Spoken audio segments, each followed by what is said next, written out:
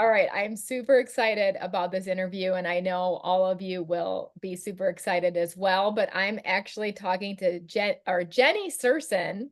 Did I say that right, Jenny? Yes, you did. Okay, good job. Perfect. Um, I met her through a very dear friend of mine, Christine Zielinski, who I've actually interviewed on this B Series podcast as well. And she's one of my business partners on Empowered Salon Leaders. And you actually got to work with Christine for quite a few years as you've been Yeah. in the hair industry since right around 2009. It's amazing. So thank you so much. Thank you, Christine, for introducing us. And I love your story so much, Jenny, but you and your husband are founders and current senior pastors of Kaleo International DFW in Fort Worth, Texas. So we're going to talk about that here in a moment, which is a missionary church. And we're going to talk what you guys do with that missionary church. And you also started the GIVE project, and we're going to talk about that. And then I want to talk to you about I want to start right from the get-go because this to me was very near and dear to my heart when you started telling me about you completed Teen Challenge. I had actually a student that did the same thing, and her life was saved and turned around as well too. Very similar story to you. You had a 10-year addiction to drugs and alcohol, and I want to start with that story because it's amazing how the tragedies that you endured. Not only you had a fire, you and your husband, you had betrayal, disappointment, all the things, right? So all the trauma that not all of us go through, because I didn't have a drug, addiction, but my husband, as an attorney, he always told me, he said, only God can turn somebody around who has an addiction, especially to heroin. Mm. And so when I heard that story, I was like, wow, God, you are amazing. So talk about a little bit about that story and how it led you to what you're doing now. Yeah. Okay. Let me kind of go back. So I was raised in New Jersey and raised with, two amazing parents, three older brothers. There was just a lot of dysfunction in the family. Like my brothers got into drug addiction very young, and my parents really tried to guard, protect me, and make sure that I didn't go down that path. But I just remember still at this time that the one like phrase in my mind or lie I believed is that I was never enough. And I felt like I was had so much fear and insecurity and was searching for something. And at that time, I was 13 years old, and that opportunity to start drinking, smoking, and just really that crazy lifestyle was opened up. And I just remember that moment where it was like it filled the void, and it took away those things of not feeling enough, insecure, fearful, and just the dysfunction that was going on with my family and with my brothers. It led me down a really scary path, and very quickly just started using drugs of all sorts. Really got involved, hanging out with the wrong people, older people, going into night bars and nightclubs in New York City, and just a crazy lifestyle. And then I started using prescription pills like Oxycontins, Percocets. And I remember the moment that it was just for fun, but I remember the moment that my body was physically addicted to that. And I didn't know what to do with that. At that time, I was just in this place of really numbing and just in a lifestyle of addiction. My parents always tried, let's go to AA, let's go to these meetings, and really trying to get me the help that I needed. But I was just in a very, very dark place. And it was at that time that heroin got introduced to me, and in smoking crack in that kind of lifestyle. And that like just took me out. And at that time, it's like this constant, no matter what you're doing, your body physically needs that. And it's this cycle of, just this crazy cycle of you're doing whatever you need to get that next high or that next fix. And at that time I was 23. I was very lost. I was very broken. I really hated the person I became. I couldn't I had no one else in my life anymore. Like I had moved out, kind of pushed my family away, and all my friends, it was just friends that obviously were drug friends that weren't really friends. So anyone that was of value, I pushed away and just became in this very, very, very dark place.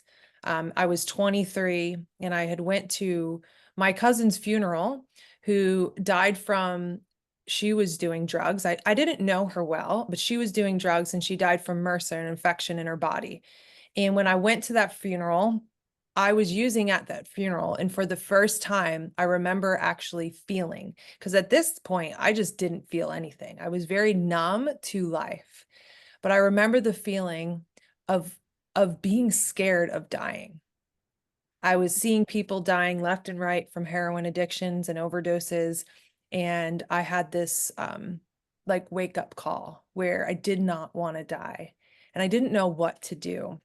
My family invited us on a family vacation to Florida to Disney World. And I didn't want to go, but I went. And at that vacation, I had a mental breakdown, went out. My parents kind of did that. My parents and my brother brought me around and said, Jenny, we need like an intervention. You need to get help. And so that started the journey, even when we were at SeaWorld, which I think was kind of, significant, is it was all focused on the word believe. And my mom had that little hope, like something was going to shift. And so when we got home, I decided, okay, well, I'll do something. And a pastor had called my father and said, I've been praying for your daughter. Is she okay? And he said, no, she's not okay. He said, okay, I'm gonna find a place for her. And so he's the one that, opened that door for Teen Challenge at 23, had no relationship with the Lord, no understanding of God, not even drawn to it. Don't, and I knew who he was. He owned a Christian barbershop as well. So he Oh, owned a barbershop where all these people used to come, and he would minister to them. And he would, once they get saved, he would hire them. And so he was very impactful in my life. And that's when I entered the doors of Teen Challenge when I was 23 years old. wow. And when I went to Teen Challenge, I walked through the door and instantly I got delivered from smoking. Like Wow. I literally I smoked like 2 packs of cigarettes a day. Instantly, it was gone. Still 15 years later, never craved a cigarette again. And I just remember walking through those doors and encountering such love that I feel like that's what I've been looking for my whole life. And it was the love of God, Yeah. meeting these women and encountering them. And it was that little seed of hope a pastor was sharing, and she was sharing her story, how she was a prostitute and on the streets, and you would never know. She was beautiful, shining, and talking about Jesus. And I had that hope. God, if you can do that for her, you can do it for me. Wow. And I remember just crying out to the Lord, if you can take this addiction away from me, I'll serve you, I'll do whatever, I'll go anywhere. Because at that point I had tried everything, Suboxones, counseling, um, Mm, psychiatrists, AA, NA. I was on a methadone clinic. Like it was like I've tried all these things and nothing was working per se yeah. until Wow. I encountered Jesus. That's so amazing. I was just thinking about the story when the woman that was bleeding touched Jesus' hem, Mhm. and she was Mhm. so desperate in that moment. She knew it was her only moment, and it just makes me sound like, like you, like, Lord, just take this from me, like, just take this. And so talk about that, because I want to back up a little bit, because I feel like we have some listeners on today that's gonna be thinking about this of like, yeah, I have a situation in my life too. Maybe it's food, maybe it is drugs, maybe it is cigarettes, whatever that is. And I love the wake up call, so to speak, too, right? And I was just thinking about the woman, in the Bible bleeding and touching Jesus' hem. And she had her wake up call, like, hey, there is something that can help me that's not necessarily. So talk through those processes, because I think a lot of people do go through like AA, the different, situations and get healed, but talk about that in your perspective. Yeah. So, for me, I had tried the counseling, the AA, the NA, went to these meetings, but still inside there was an emptiness in my heart. Mhm. There was this emptiness that my value, I hated who I became for sure. I was ashamed of myself, of the things I've done and the person I became. You never think when you're a little girl that you're going to grow up and to be a heroin addict and to become this person. And no one desires that. Like when you're on drugs, no one is happy about being on drugs. Like it's miserable. And so that process for me was, I had tried certain things. My parents really tried getting me the help, but the void was inside, was that hole that was empty. And I would stay maybe sober for a little bit, but there was still such pain inside my heart that I couldn't deal with the pain of who I was. So I would constantly want to use drugs or drink because I couldn't face who I became. And so when I went to Teen Challenge and that process, right before that, I actually was in a detox, because you had to go into a detox. And in that detox, it was horrible. It was a horrible experience for me because it was craziness. There was people from all, it was in the city, people from all over. Um, and I had this nurse look at me and she said, "You see these people? They're here every other month." She said, Mm, you don't belong here. You're not wow. supposed to be here." And Wow. I had this other guy that, they kind of bring you in to see what you're doing after. And I said, "Well, my parents want me to go to this program called Teen Challenge, but you can't smoke, you can't be in relationships. I don't really want to do that." And he said, "You're going to go to this program." He said, "And you're going to go there, and this place is going to change your life. And I'm not looking up another program for you. You're going to go there." And I was like, "Who is this guy? What is he like, who's he talking to me?" But I went to sleep that night, and I can explain it now, but I woke up with such peace. And I didn't know what it was at that time, but I knew I had to go to this place. I knew nothing about God, but I knew Wow. something was drawing me to that place. And my dad brought me there. He dropped me off there with my brother, and obviously coming out of detox, feeling horrible, smoking the whole way up, all these fears and insecurities. But it was this very, the Lord did it very quick for me, within those first 2 weeks, really encountering God's presence, the Holy Spirit, giving my life to Jesus, getting baptized. It was within the first month that I had these incredible transformation moments with the Lord, that I've never experienced before. Wow. I think I'm gonna call this Be Transformed. And I'll tell you why here in a moment. But I also wanted to, I don't know a lot about Teen Challenge, but I do know I'm a Maxwell leadership coach, and I've heard John Maxwell talk about it, that it has the highest rate of transformed people in it, out of all of the different programs out there in the world. And so kudos to Teen Challenge. And as I mentioned, I had a student that went through that program, almost the complete same story as you. And Wow. so I can't wait for her to listen to this as well too. I think it's gonna transform her life as well. Can you talk about that complete transformation that you had? Talk a little bit about, because you found God, you never heard of him before. And it's funny, my story is similar in the aspect that I'd never heard of about Jesus dying for me until I was 18 years old, and he came at the right time, and I got to experience him, like the full love and the fullness. And I think it really does take, to be transformed, you have to experience God. And so, talk about that situation and how you actually experienced him. Yeah. And a little bit back to one thing I wanted to mention, like in those meetings that I was going to, like the AA meetings, Mm. it was one thing that it was like for me that I had a challenge was, you would get up and you would say, I'm an alcoholic or I'm a drug addict, and you would Right, declare these things. And it almost always felt like, wow, this is who I'm going to be the rest of my life. right. I really struggled with that. And what kind of hope does that, give a person? And so when I went into Teen Challenge, I walked through the doors. Like I said, I had that experience with the smoking right away. It was just a supernatural thing. I wasn't asking for it. It was like, where did it go? It Oh, just went away.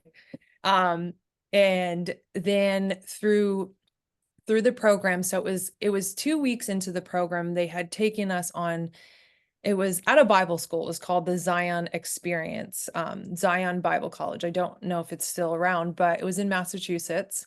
And it was basically we had to walk through these, like they had all these like reenactments. And so they had kids in the sex industries, in the human trafficking. They had kids starvation. You had to walk through kids soldiers that were like 5 years old. You had kids that were wow. bound and chained to these prison cells. So it was like this live interaction. It was a whole experience you walk through. And I remember walking through this experience and being so undone about a whole world around me in suffering. And like one thing I can say is, an addiction, you are so self-centered and self-absorbed, like nothing is around you. You're so consumed with self that there was a whole world around me of suffering and just walking through this process. And after that, they had this service. And during the worship service, no one said, do you want to accept Jesus into your heart? It was like during that worship service, I was so undone by what I just saw that I lifted my hands to God and I just gave my whole life, my heart to him. I asked him to come in, to change me, to transform me. And I remember it was like this, I literally was in like this encounter with God that it just felt like it was me and him in the room, that no one else was there. And I know something significant happened in my heart and even the way I saw things, because everything's changed. Like I could see the leaves on the trees. It was like this veil was removed from my life. And I Wow. began to see things, the sun, we would walk outside and nature was like, I can see things again. It's like you were blind and now you see. And it was that experience I had with God and in getting filled with the Holy Spirit that transformed my life. And I think the scripture that I stood on for so long is that you are a new creation, that old is gone and the new has come. Like that is not who you are. You are not a drug addict. You are not an alcoholic. You are not this person of your past, but you can be a new creation. And it was that experience that I had with God that it was a very supernatural. I think about like Paul getting knocked on his horse, knocked off, or donkey, he was blind, but he persecuted Christians. He killed them, to one of the greatest apostles. It was that encounter with God that I never had to think about drugs and alcohol again. Like it was gone. It was completely gone. Yes, there was a process of God healing my heart, Yeah. and still in that process, right? But that instant deliverance from drug and alcohol addiction that was so a part of my life and in my father's life, my dad is 40 years, 40 something years in AA, all my brothers, like it has been a part of our family for a long time. Gotcha. Yeah. Wow. So how long were you in the Teen Challenge program then? So I was there for 3 years. So I finished the program, decided to do the internship, and decided to work on as a staff for a year after. So I just stayed until I felt God was telling me to leave. That was my favorite part. Like I loved being able to watch these women come in off the street or wherever they come in the most broken, vulnerable place and being able to just give back and help them and to see their lives transformed is like there's no greater gift to watch someone's life be transformed and Yeah. being a part of that everyday process. Wow. My definition of leadership for many years has been transform people, Mhm. which kind of goes I to love that. my business partner. He's always said, John Paul DeJoria, success unshared is failure. Mm, And I'm a huge advocate. Transformation happens when and obviously the Bible talks so much about this generosity, right? Of just giving what you received and do it right away. Because otherwise, I almost feel like it just gets snatched away from you too, and which kind of goes back to tithing, right? So, which is not just of money, but it's also of your time with people to be able to help people. And that's what you've done. And so watching what you and your husband are doing, which I want to fast forward to this too, because now you have a missionary church. So talk a little bit about that, how that got started and what you all are doing through that. yeah, so that started about I guess 6 years ago. We were a part of a church. We were young adult pastors, and we both came from different backgrounds, but when God brought us together, we had the same heart for the streets, for the homeless, for the broken, for really discipleship and just really living life and that missionary mindset. And so we were praying in our city and praying for a while. Where could we, like, where did God want to start this ministry? And so what we did was we crime mapped 3 specific areas and the worst areas in our area, and we prayed, and the Lord led us to North Side, which is in Fort Worth. It's a kind of a Hispanic community. There's a lot of homeless, gangs, addiction, but it's also a tourist area. So it's a little bit of both.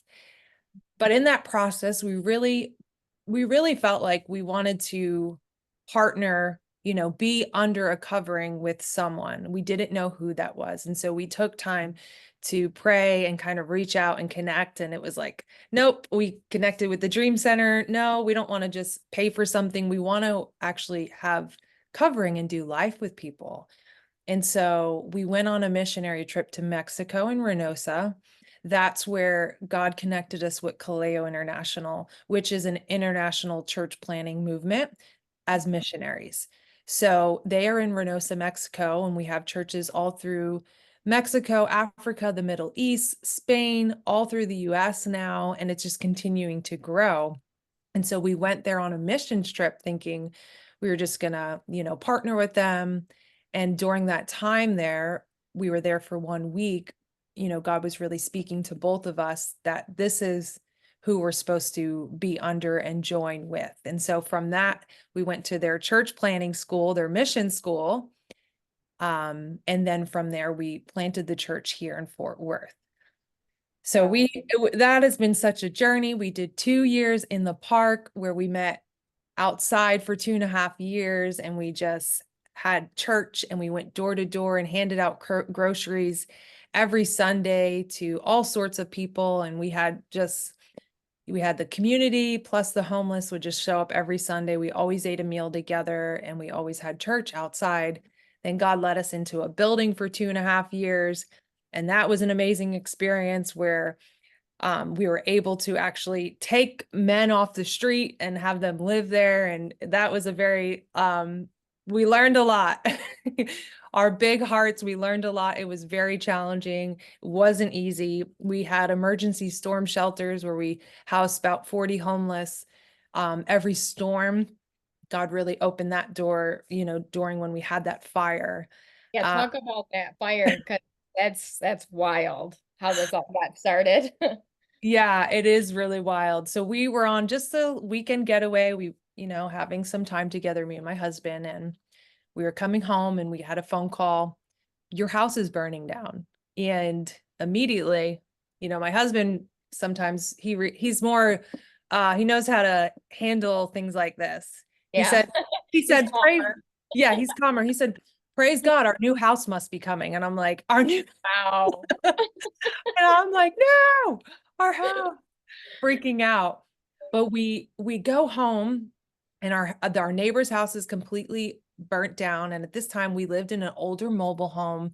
I wasn't fully happy. I really didn't like like our house. It was, we didn't have a lot, but we gave a lot as much. We had a food pantry there. We were constantly giving of ourselves. And we Mm, came home to our house burning down, and they wouldn't let us go. And the time we did get there, yeah, it was completely destroyed. The whole water, it was contaminated. We mm, couldn't go back. And so we had to just grab a few things which was basically my newborn son's stuff. We grabbed his stuff, and the scripture God spoke, it was very clear. It was very clear. All things work together for the good of those who love God and are called according to his purpose. And in that moment, I had no clue. We didn't have any money to even find a new rental. We didn't have anything. And I just had to hold on to that scripture. And it was like a couple people just kept sending me that scripture. So I knew God had a plan, but you don't know how. And so this lady opened our house to us for 2 weeks. She said, "I have 2 weeks. You can just stay there. But that's it. The 2 weeks, once that 2 weeks hits, we have other people coming." And so in that 2 weeks, we had the emergency storm where we had an ice storm, which we don't really get in Texas, but we had one yeah, where everything shut down. I We had, remember that. yeah, Yeah. Hmm. huge ice storm. And we went to sleep that night, and we had just got the building for the ministry. And me and my husband looked at each other and we said, "We have a building and it's going to be freezing. People are going to die out there. Like, we can't not open our building." And there was this part of me that struggled with that, because I never wanted to do a shelter because I knew what it required and I wasn't really interested in that. But we went to sleep and we knew this is what we had to do. We didn't have the people, we didn't know how we were going to do it. We made a post on Facebook, and in 1 week, it was incredible. We had so many resources come from all over. We had a chef bring basically breakfast, lunch, and dinner for Wow. all 40 people and all our staffs. We had three nurses day and night there. We had people there serving. We had homeless, 40 people, and ten people actually died out there. So who knows, it could have been them, and so that experience of Wow. opening our doors and saying yes, even though that's kind of been our theme. We have these shirts that say yes, Lord. So we continue to say yes even though we have no clue how it's going to happen. And we said yes, and even the news was calling. Oh, it was just a crazy wild experience of faith and watching God's provision. And the Mm. day we closed the shelter, which was a Friday, the weather was warming up. So after that 1 week, we decided to close, send everyone on their way with some resources and food. That day, a house opened up for us. Oh, wow. And we Yeah. literally like stopped the shelter, left that house, and moved into our new home, which was beautiful. It was like the kitchen, everything was so nice. And so it was a miracle. And the Lord just sent resources from all over financially to really help us get, you know, like the next few months and what we would need. And someone housed the whole, all the furniture, everything, just gave everything. Unbelievable. God is so good. I love when you said, "Yes, Lord," because I think that's part of our transformation and, crying out to God first and foremost, just to experience Him is the first and foremost step. And then, of course, yes, Lord, just yes, Lord, like no matter what. Yes, Lord. I think that's huge. And you did that even though you didn't want to. And you All were the time. obedient to your husband. And I think that's huge. I want to stop for a moment on that because when we talk about you said be under the cover of someone, that really made me think about John Bevere's one of his books is called Undercover. Yeah. And it's really the practice of being a great follower and Mm, making sure that you've got a good leader above you. And I think we live right now in a generation where everyone wants to do their own thing. And you kind of hit the nail on the head earlier. You were talking about we are as humans, we're self-centered. That's it. Like there's only way we cannot be self-centered is to be God-centered. And that's it. And that happens with a transformation. And so I would love for you to talk about that because I know for me, married 37 years, and a lot of times I want to tell my husband what we need to do, but I also know that God ordained our husbands to make some crucial decisions in our lives and to say, Yes, Lord, yes, Lord. I'm going to listen to my husband. Every time that I didn't, by the way, Jenny, things fell apart in my life, business wise, personal wise. And when I say husband, you're always right. It's only because God put that mantle on our yeah. husband, you know. Sure. So So talk a good. little bit about that because I think that's really critical right now in this generation where everyone just wants to like be themselves and Mm. be you, make your own decisions, follow your heart. Yeah. I think it kind of goes back to me is I w it goes back to the beginning of, like, not having that to being in an environment in Teen Challenge where accountability was so big there that when I left there, it was like I so desired that because I saw the fruit of freedom. I saw the fruit of covering and of love and protection that I didn't, like, not want it. So when I went to my next, experience with my next church, I told my pastor, I was like, "So you're gonna be my accountability partner?" She was like, "I'm not really used to that. People, don't." And I was like, "Oh, yes, I need that. Like, I want someone over me that's filled with wisdom, farther than I'm, growing and is growing in the Lord and has that character." So for me, I think really Teen Challenge instilled that and seeing that part of just the protection and the freedom. And so when we left a church, it wasn't a good covering. It was very not good leadership. And we experienced a lot of challenging things. But when we left there, we felt like the Lord said, You're still called to honor. And so we left in a way of honoring, I would say, not the best leadership. Mhm. So for us, that was very crucial. We're still called to honor and to bless and do things in the right way when things aren't right. And Yeah, so on that next journey, we were praying, and for us, it was really, really important that we were under someone who had character, had really good character, had the marks of humility and love, but also had the same vision and mindset. And we really wanted a covering that was relational. So that was important to us. And we didn't want to do it ourselves. We had no desire to, doing it ourselves. Like we both value having someone over us. yeah, And I think, like you're saying, we've seen that through these past few years where you're going against the culture of that spirit of like that individualism and really independence, where yeah, people feel like that is the way. And we really try to teach people that like there's such a love and protection, like you said, like our husbands, like there's this protection under covering that can't happen, right. if you don't have covering. And So so, good. and even like, we went through a really, really hard season this last year and a half. And if we didn't have that covering, I don't know if we would have made it like mentally Yeah, and have been through some really hard things that we had people just there with us to be there, to support us, to really pray with us and just love us during that time. yeah. It's so important as to not isolate yourself, like you said, and that accountability system is absolutely huge. And I think that's why over the years, franchises have taken off so well. And they always had that trajectory of individual businesses.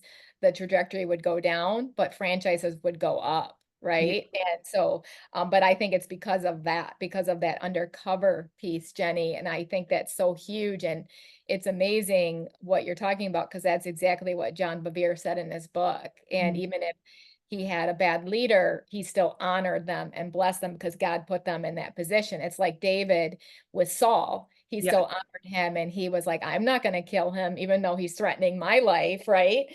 And so he still honored him because he was God's anointed, no matter what. He was a horrible leader, Saul was, you know. So that's huge. And I love that because I also think part of your transformation, no matter your leader, is to always leave a place better than you found it. So Mm. don't talk about your leader to other people because that's called gossip and that doesn't help anybody, you know, whether you're a believer or not, right?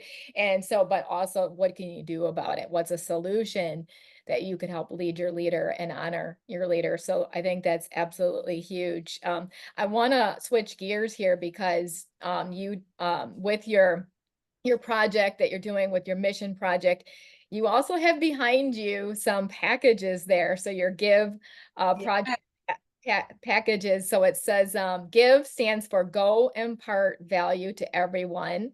And so you started this new project about 2 years ago. The website, there you go. The website is givevalue.org. What's Yes. in those packages and how can people get them? Yeah. So I'll kind of go back a little bit. We started this originally because we've been working with the homeless, and as a leader, how could you actually empower the church across the US to give and to do this? Like, we're only two people here. How do we multiply ourselves across the US? And so the Lord really gave us this vision. We had it in it was like a plain hardcover, and it just wasn't taking off. And so during some kind of wrestling with the Lord really gave us this vision. My husband said, what if we did like specific words all over the bag that are really like giving a gift, like empowering? And then I saw it kind of like a graffiti, like all these bright colors. So we had them designed. So each one has like, and they're all in Spanish: don't give up, always hope, chosen, take one step at a time. The smallest hope can bring the biggest change. You are valuable. So they're basically filled with, messages of hope. And each one has, so this black one is just our original hygiene kit, as well as this back is a QR code that basically will link you to our website. But there's a resource page on there that no matter what city or state you're in, you can go under there and find all the shelters, food banks, anything in your area specifically. So that QR code will link you to that. And each bag is filled with, Amazing. so we have this questionnaire.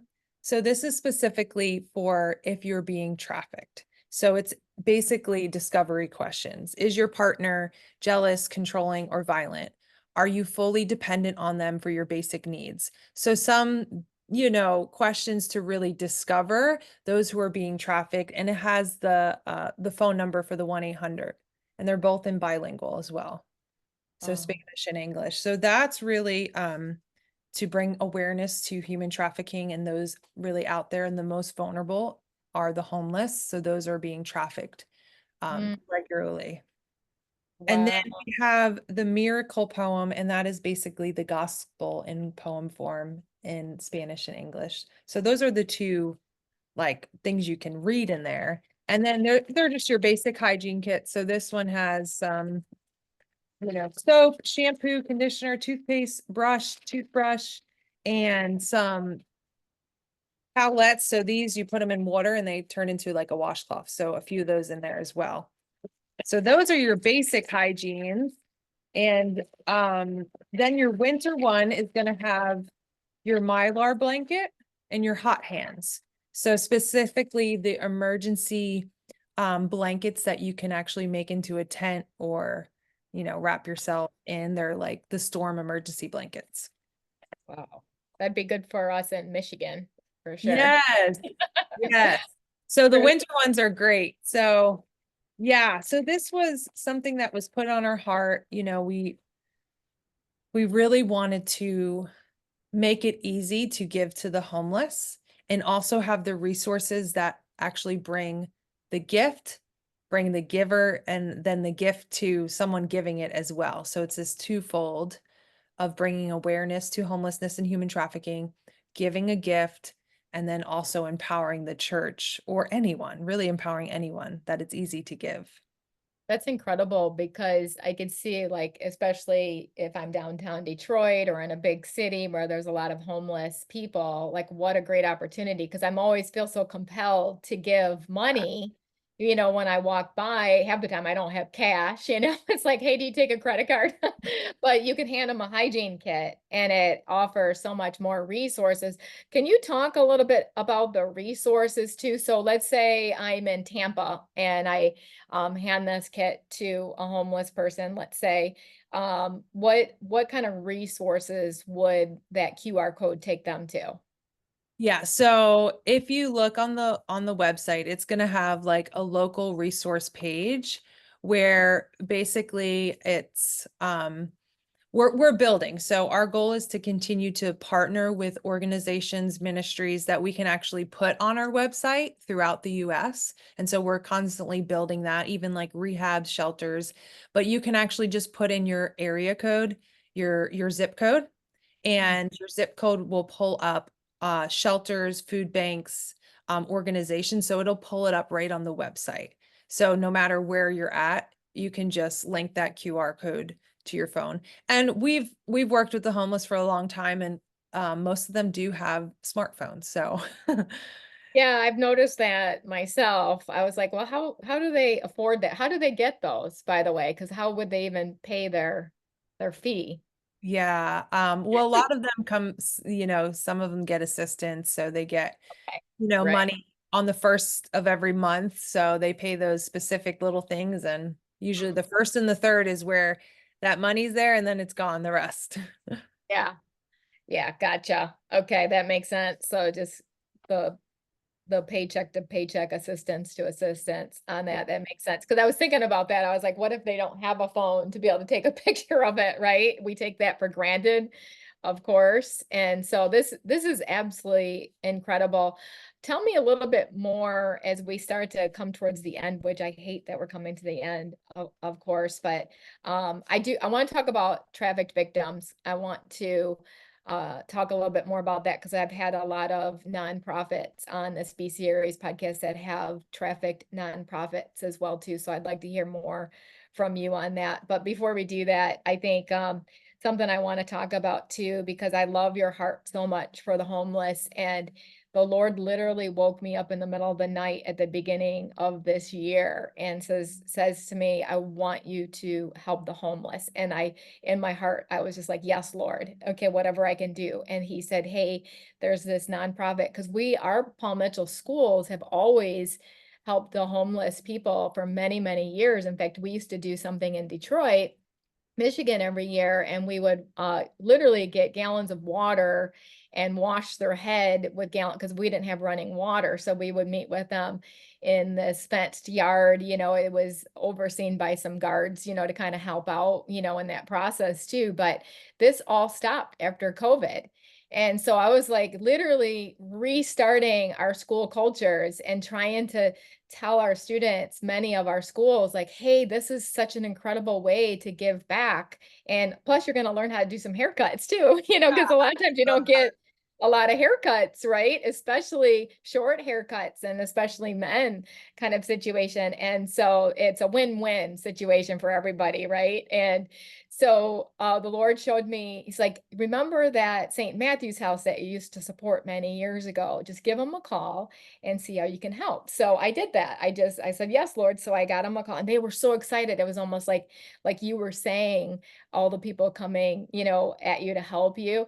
And she was like, we've been waiting for a phone call like this because we Oh, feel so bad for our residents because they can't get their hair cut. And I'm like, oh my gosh, this is so great. And so it took a minute, but I went with them to the first time and, just incredible men, really. And, I was like, can I take pictures? Because I want to be able to, post this that my students are doing this. And I'm so, so proud of them because they were so nervous, so nervous. yeah. But Jenny, talk about this because there's something about right? And we know it's biblical, but also we also know it's scientifically proven about when you give back, how it Yeah. just fills you up with so much joy. It releases all of that oxytocin, serotonin, all the good stuff, right, in our body. So if you're not feeling joy or you're feeling depressed, I always tell people, okay, you got to give back. You got to do something. And hairdressers have such this incredible opportunity to do that because we can so easily get bogged down and our day-to-day jobs and get very angry as a Mm. hairdresser because it can be hard. There can be some mean clients out there, right? So talk about that. Yeah. So, the Give Project is that go impart value to everyone through these impactful outreaches, through raising awareness, through providing a tool to really partner with justice. And so, um, we know the power of really giving to others and what it does. And when you give your life away, when you basically lay your life down, like the Bible says, we're called to lay our lives down for others. And these moments where we're able to bring these, a seed of hope to someone and release hope. And if it's cutting someone's hair, sitting down with someone, having a meal with someone. But we've seen so many stories of transformation when you're able to provide and to give to someone that is really hopeless, right? They are in a place of desperation and hopeless, and you're able to give back to them in whatever way. I always say, like, we all have a gift, so we can give that away, and we have that ability. Like cutting hair is really powerful because we can do that. We can make someone feel beautiful inside on the out, and we can also give them hope. And so having moments like that to be able to give back. Even recently we had and I love this, we had a story of someone who we really gave a lot to. We took them into the transformation center. That's what it was called, the transformation center. Oh, wow. That's We took amazing. we took him into, to stay there. He had to leave eventually. He had a lot of stuff going on, lots of years of addiction in prison. And we tried again. We let him come to our house, and then we sent him to a rehab. We kept, giving, giving, giving, and eventually we didn't hear from him in 2 years. We got a message about 2 weeks ago from him saying how he's been sober for 2 years, and that the way we loved him and gave him hope, he was able to get his life back. And so he's now with his family in another state, and he sent us the Bible we gave him. And those moments, like when you're able to, and working with the homeless is hard because they're I believe God can do it for everyone, right? That's, if he did it for me, he can do it for them. Yeah. But we don't always get to see that. And sometimes you're plowing or you're sowing seeds of love and you're giving your life away constantly, yet not seeing much fruit and not seeing people's lives transformed. And that could be very hard to a person that really has that desire continuing. But what I've learned is that, you know, I'm just called to plant the seeds of hope and love, and Mhm. God does the rest. And I don't know if that seed is going to be the seed where it comes up and they just encounter God and they give their lives to God. I don't know when that person is going to, encounter that seed where they have that transformation. And so we're just called to give to others. And of course, yeah, that is the number one thing, even in recovery, right? They say in AA groups, if you have something, give it away. And that's how you keep, they say keep your sobriety, but it is how we keep our joy in our life, and the love flowing is what we've been given, we give back to others. I love that. That's our calling. Just give what you have. And whether it's time, money, all of it, right? So this is so huge. I love this so much. And Jenny, I love this interview so much. And I do want to touch on the trafficked victims as well, too. But I think one of the things that you said, and I think that's part of our transformation, we've got to come to a point where we're just giving unconditionally. Mm. And as leaders, that's can be really hard to do. I coach leaders all over the country, and they get so frustrated because, a team member will leave them and they're like, I gave them everything. Just like you said with the homeless people. It's like, yeah, so Yeah. right? So just you're here to just drop seeds. We're called to give. As leaders, we're called to give. Just give unconditionally and just keep asking God to give you that transformed heart to help you to be an unconditional lover like he is.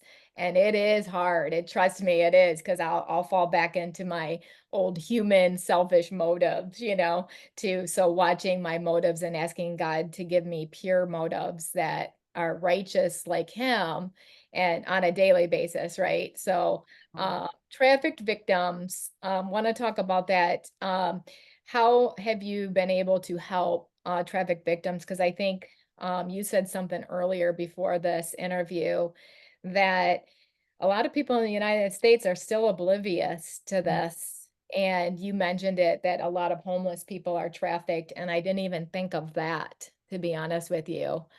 I wasn't even thinking of that. So, how big of a problem is it still in the United States, and what can we do? yeah. Well, it is the leading, yeah, it's huge in the United States. Texas and California are the biggest states for trafficking right now. Texas is the only state that basically made buying sex illegal with federal charges. So it is the only state in the across the whole US that had changed that in the court systems. Yeah, I would say with trafficking, it's what we did learn is when we started going to these five stone task force meetings of basically the Fort Worth, where, the police are there, all the main detectives, organizations, churches. It's a collaboration of all sorts of people coming together to end trafficking.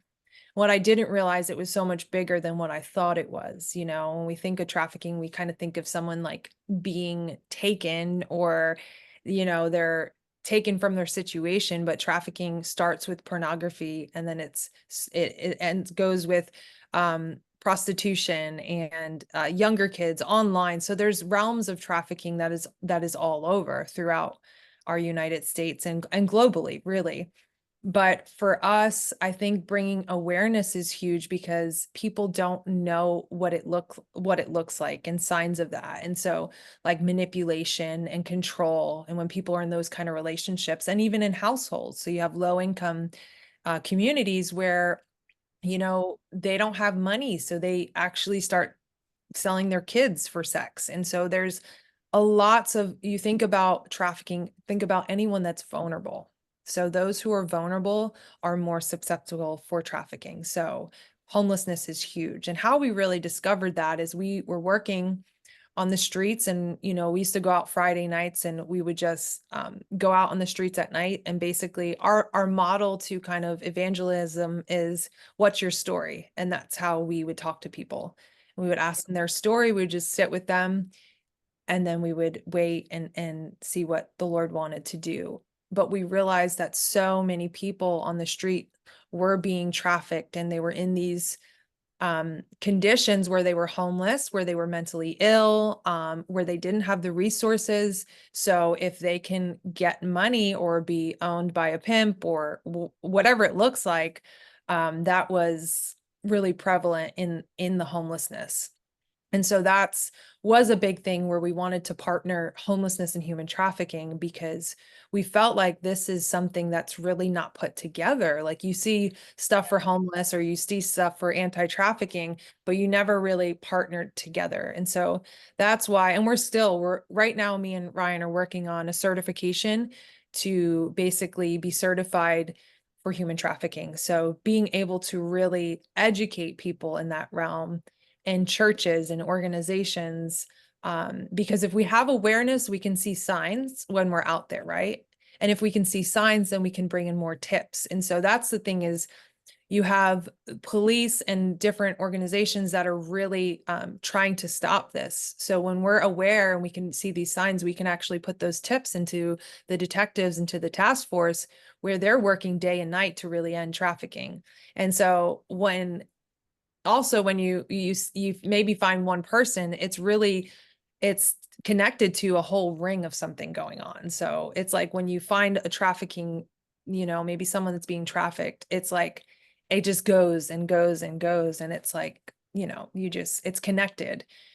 And so I think for us, we're still in this learning and growing process. But our hearts are really, really moved to it. When I think about someone who can sell drugs, they have to continually you know, go buy more drugs. With a person, you have one person that you can just sell over and over and over again. And it's horrifying. It's horrible. And so, yeah, just being able to make an impact, right? Our hearts are really just like, how do we, bring justice to our world in specific areas that it's really going on across the world and globally right now. Yeah. Yeah, and as you know, my audience is mainly hairdressers, and we have, supported a lot of nonprofits, for human trafficking over the years. And I think one of the things that I think would be great to have you is speaking to our students about how to identify someone and what to do about it too, because I think sometimes we see some signs, but we're not sure what we're looking at, and then we just kind of turn a blind ear, and so I think, looking at that, I think will be huge. Couple questions. One is if they want to get I love these kits so much, and I think it's so great because I can see our Be Nice clubs wanting to purchase these kits to give these out, the hygiene kits. Talk about how they can get one of these kits. What are they and Yeah. how much do they cost? So you can go right to our website, givevalue.org. And so you'll see on there specific, you can just go to the buy the kits and you'll go basically to our Shopify store where you can buy the compassion kits in bulk. So 5, 25, 50, 100, 1,000, you can, continue to add that quantity wise. And so basically 5 kits are $49.99. 25. Do you want me to go down the prices? Yeah, no, that's okay. People can look that up. I Okay. love that. It starts at like $50. So I Yeah. love that. So yeah, and we Okay. also can give, 10% off for your Okay. listeners, watchers. Yeah, we'll put that in Also, the link. I'll have yeah, Ellie do that. we Great. also have a sponsorship. So that's like another part. So basically our sponsor kits, you can go on there and sponsor a kit. So what that looks like, they're $7.99 a kit.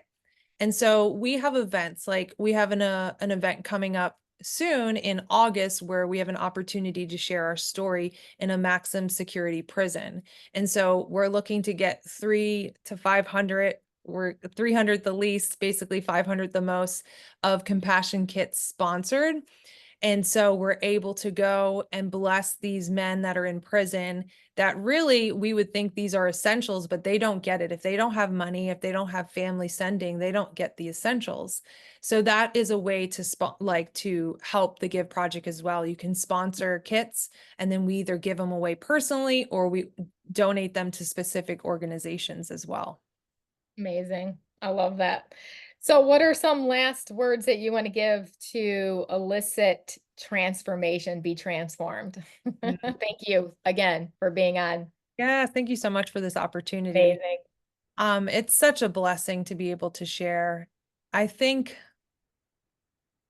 for me, I would say, it doesn't matter where you are in life, it doesn't matter what you've been through, it doesn't matter what you've done, even the darkest coldest people in the world is when you encounter the love of Jesus and when you come to know him and you surrender your life fully to him, he can do far beyond what you can ask, think, or imagine. Like he transforms lives. So many times me and my husband talk about when we share our story, we feel like we're talking about a different person. And it's Mhm. because God has so transformed us from the inside out. Like we don't know that old person who was, bound to drugs and bound to alcohol. Like he can transform a life that is just surrendered and able to say, yes, Lord, he can take our lives and do more than you can even ask. Like if you would ask me 15 years ago if I would be pastoring at a church, doing this, doing that, I would have, No way. laughed. No way, because our, finite minds, but God is, in Jesus, we have that full transformation. And when you fall in love with him and you make him, the center of your life, that God can transform anyone. He can do it for anyone. I And love that. so, yeah, my heart is that's where the passion comes from, is that in the Bible it says those who have been forgiven much love much. That's right. And so Yes. the more you've been forgiven for, it's actually a blessing. We're called to even love to a greater capacity. Yeah. Um, So yeah. true. Just recognizing that as well. My husband and I have always said, what do you have to lose? Nothing. Nothing. You gain everything. So just release it, just surrender. Mm, Humility takes that humility. for sure. And I really appreciate this, Jenny. Can you tell us the best way to get a hold of you? Is it through the website or to follow you of what you're doing? Yes. So we have a Facebook and an Instagram as well. Our Instagram is Give Value 55, so you can follow that, and then on the Facebook, but you can also go right to the website, givevalue.org, and there's a contact button where you can just send us an email, your message if you have any questions, even if you are interested of like learning more about trafficking and you want to host an event. Like those are areas too we would love in the future to basically have like outreaches where, the churches, the organizations purchase these compassion kits, and then we can have like a trafficking meeting where we can share like what does it look like to notice trafficking. So yeah, all that will be through the website, givevalue.org. Awesome. Thank you, Jenny. Thanks for You're being on. All welcome. right. Bye-bye. Bye-bye.